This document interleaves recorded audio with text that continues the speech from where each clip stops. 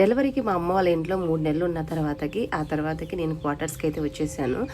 వచ్చిన ఒక 10 డేస్కి అలాగా ఇంకా మాకు తెలిసిన వాళ్ళందరూ ఒక్కొక్కరు వచ్చి పాపను చూసి పాప చేతిలో పైసలు పెట్టడము, డ్రెస్ తీసుకురావడము, కొంతమంది అయితే పిల్లలు ఆడుకునే బొమ్మలు అలాగా తీసుకొచ్చారు.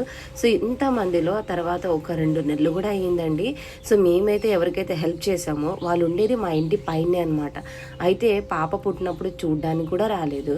సో మాకు అప్పుడు బాధ అనిపించింది, అరే ఇంత చేసినా కూడా కొంచెం కూడా లేదు కదా అనేసి.